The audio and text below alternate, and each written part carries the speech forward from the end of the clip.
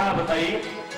पहले तो कहा वह पूतना राक्षसी थी, फिर आपने कहा उसने अपने स्तर में जहर लगा रखा था, फिर आपने कहा कि उस पूतना जिसने जहर पान कराया था परमात्मा ने उसे अपना लोक मातृलोक प्रदान कर दिया।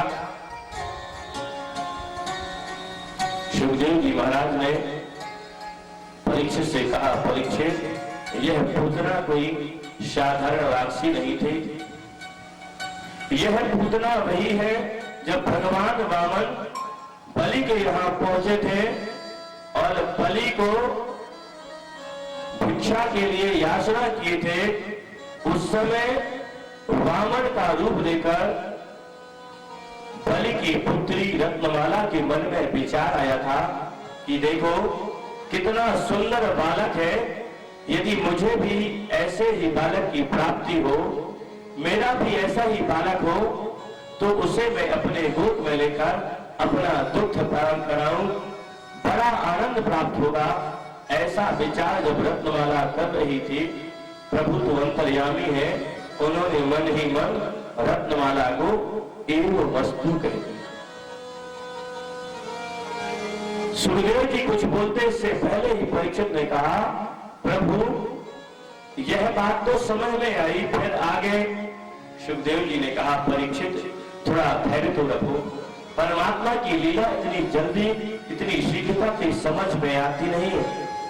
वह परमात्मा तो जो लीला करता है,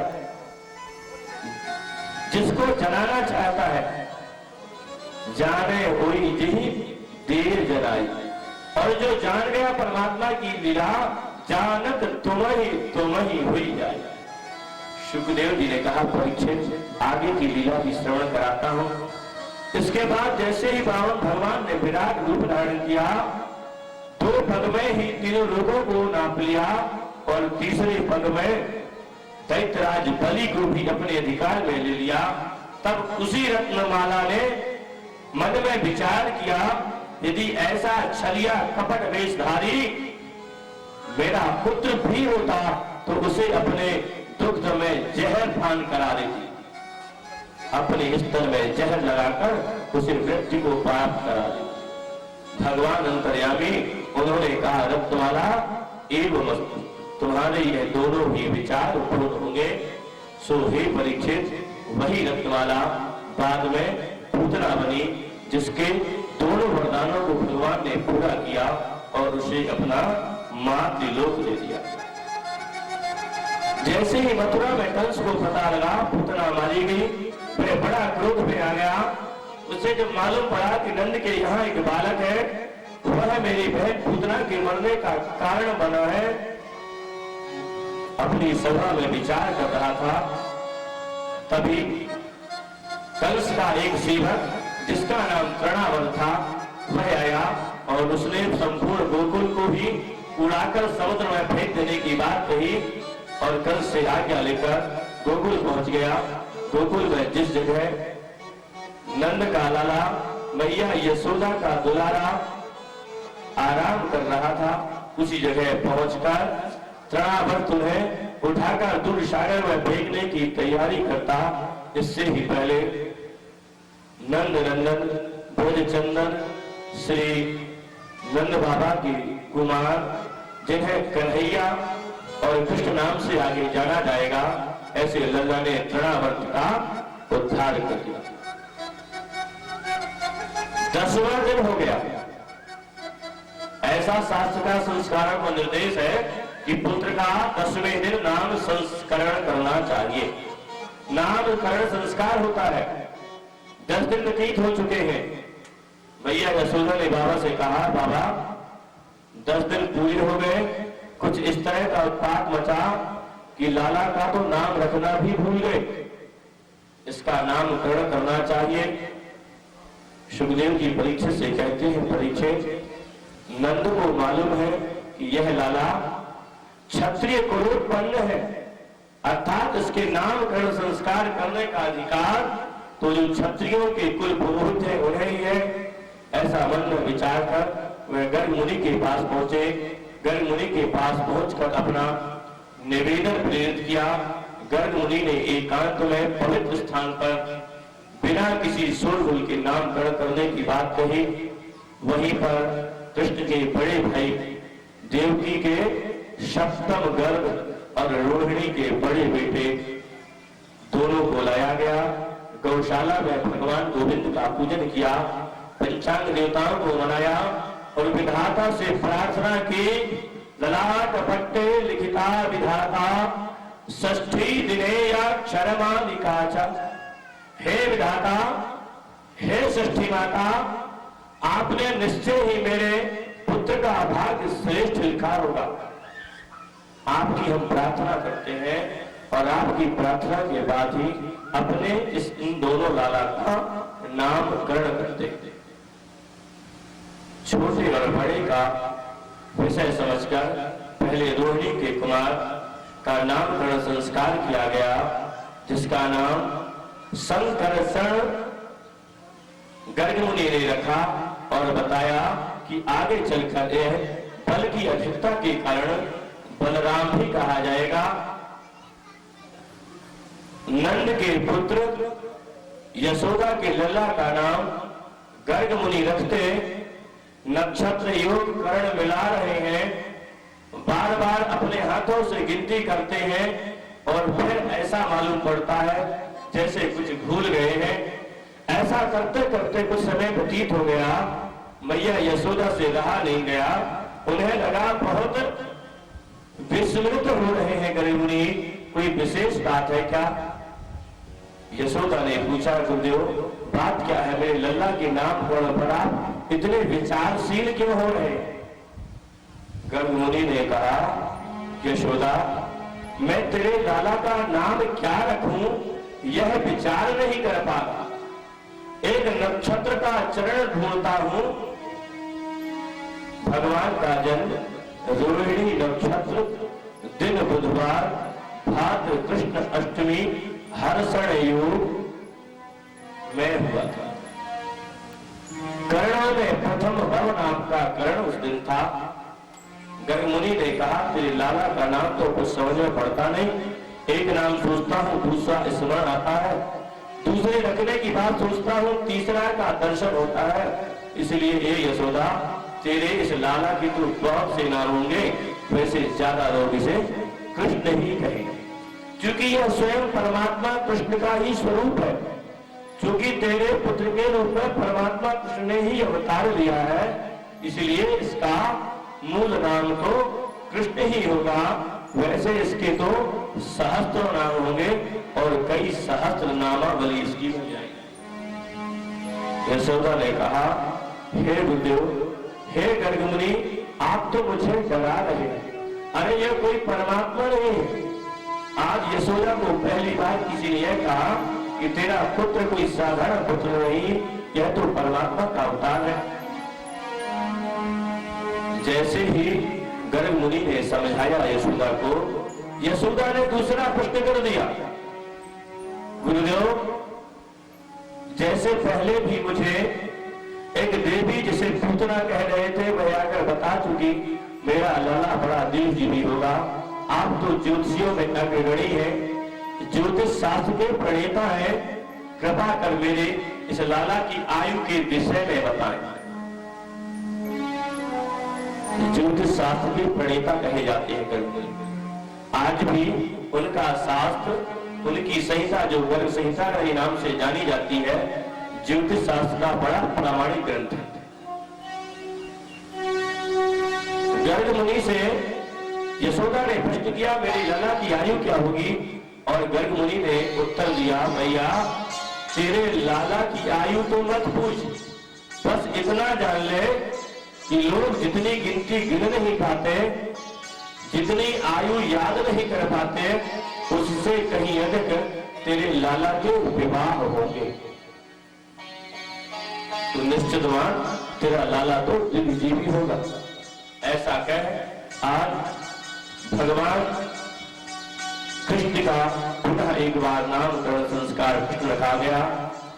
रोहिणी के पुत्र संकर्षण या बलराम नाम रखा गया। प्रभु थोड़े थोड़े बड़े हो गए हैं, एक दिन मैया ने देखा मेरा लल्ला आंगन में बैठा, मुख दीवार की ओर किए हुए कुछ खा रहा है। मैया जैसे ही पहुंची देखा, अरे यह तो मिट्टी खा रहा है। मैया ने जोर से डांट लगाई, अरे लल्ला देख, तू तो बहुत बड़ा भी नहीं हुआ, तुझे तो अभी मिट्टी और मठे का अंतर नहीं मालूम, तू मिट्टी क्यों खाता है? घर में माखन की कमी है क्या? इस तरह मैया उसे डांट लगा रही है। कन्हैया ने कहा अपनी तोतली भाषा में, मैया मैं मिट्टी नहीं खाई, माता मैंने माटी नहीं खाई। बार बार कन्हैया ऐसे कह रहे हैं। प्रेम की वशीभूत हो मैया ने कहा, अच्छा तू अपना मुंह तो खोल, अगर खाया होगा तो तेरे मुख में दिख जाएगी। ऐसा मैया ने कन्हैया से कहा। कन्हैया को लगा देखो आज तो पहला दिन है कुछ अपनी लीला को आगे बढ़ाने का, अपने अनुसार अपनी इच्छा से कुछ कार्य करने का, और आज ही पकड़ा जाऊंगा। जैसा आप हम सब कहते हैं ना, first impression is the last impression. Kanhaiya की भी वही बात याद आ गई। यदि आज पहला इंप्रेशन मैया के सामने गड़बड़ होगा तो मानो आगे की बात तो मैया कभी नहीं मानेगी। इसलिए मुख की मिट्टी को तो विलीन करना होगा। ऐसा प्रभु ने विचार किया, मुख खोल दिया। जैसे ही यशोदा ने कन्हैया की मुख में देखा, मैया की दोनों आंखें फटी की फटी रह गई, मुख खुला रह गया। मुख खोलने की बात तो कन्हैया से कही थी, लेकिन मुख तो मैया का खुल गया। सहसा जब कोई आश्चर्यजनक घटना हम देख लेते हैं तो मुख और आंख दोनों फटी की फटी रह जाती है। सबसे बड़ा संसार का आश्चर्य क्या है? प्रभु की लीला चल रही है। इस लीला में कोई दूसरी बात आए, 2 मिनट के लिए हम लोग इस आश्चर्य के विषय में जान लें। यही बात आगे महाराज युधिष्ठिर से यक्ष ने प्रश्न किया था कि आश्चर्य, आश्चर्य क्या है? युधिष्ठिर ने उत्तर दिया था कि मन्यहन भूतानि गच्छन्ति हिमालयम शेषास्थावर गच्छन्ति किमाश्चर्यम अतः परम। अर्थात इस संसार का सबसे बड़ा आश्चर्य, इससे बड़ा और क्या हो सकता है? नित्य प्राणी मरता है, यमराज के घर जाता है, जो नहीं गया उसे भी मालूम है कि कल संभवतः मेरी बारी होगी, फिर भी वह चिरंजीवी होने की कामना करता है, हमेशा बने रहने की इच्छा करता है। इससे बड़ा और आश्चर्य क्या हो सकता है? संसार का यह सबसे बड़ा आश्चर्य है। ऐसा ही आश्चर्य जब व्यक्ति के सम्मुख प्रकट होता है, अर्थात जब व्यक्ति की मृत्यु आती है, तब भी व्यक्ति का मुख और आंखें दोनों खुली रह जाती है। लीला की बात चल रही है, प्रभु ने अपनी लीला दिखाई। मैया यशोदा को बड़ा आश्चर्य दिखा कि कन्हैया के मुख में तो संपूर्ण ब्रह्मांड दिखाई दे रहा है। जिन ब्रह्मांडों की मैंने कभी कल्पना नहीं की थी, ऐसे ब्रह्मांड कन्हैया के मुख में आज मैया यशोदा को दिखे। मैया यशोदा उन ब्रह्मांडों का दर्शन करते करते अपने होश खो बैठी, वह अपनी चेतना खो बैठी और कन्हैया के सम्मुख अपनी श्वास प्रश्वास लेने लगी, जोर जोर से श्वास चलने लगी। कन्हैया को लगा पहली पहली लीला है, माता को ज्यादा ना लग जाए, कहीं माता को सहन ना हो, इसलिए यह लीला यही समाप्त करनी चाहिए। कन्हैया ने अपना मुख बंद किया, अपनी माया को आदेश दिया कि मेरी मैया यशोदा को जो मैंने लीला दिखाई उसे अपनी शक्ति से बंद कर दो। माया ने अपना पर्दा डाल दिया। मैया पुनः ऐसी चेतना से जागृत हुई जैसे अभी अभी सोकर उठी हो, पहले की सारी बात भूल गई। कन्हैया को अपने गोद में ले लिया और कन्हैया को गोद में लेकर सुंदर गान करने लगी, कन्हैया को लोरियां सुनाने लगी, भगवान का कीर्तन सुनाने लगी। आज मैया के आनंद का पारावार नहीं है। मैया तो आनंद के वशीभूत होकर आंगन में चारों ओर डोल रही है। आप सब भी भाव बना लें, आपकी गोद में कन्हैया विराजे हैं। ऐसा आवश्यक नहीं कन्हैया माताओं की गोद में ही हो। कन्हैया तो जगत पिता जगत पति है। एक कन्हैया तो ही पुरुष है, बाकी तो यह संपूर्ण संसार नारीवत है, स्त्रीवत है। इसलिए आज नारी और पुरुष का भेद छाया है। आप सब लोग भाव बनाए। नाचे नाचे नचावे हरि की मैया,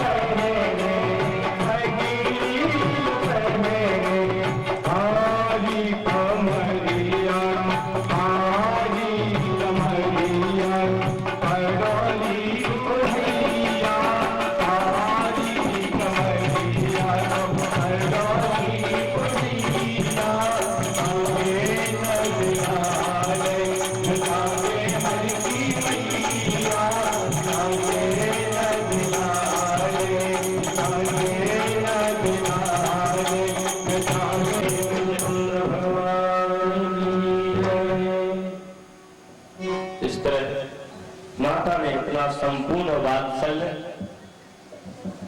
जात कर्म से लेकर विवाह संस्कार तक के जितने कृत्य हैं उनका आनंद आज मैया उस छोटे से लल्ला को गोद में लिए हुए प्राप्त कर रही है। माता स्वाभाविक ही जब उसकी गोद में उसका बालक होता है तो पढ़ने लिखने की बात तो कभी नहीं करती। यह वात्सल्य की पराकाष्ठा है।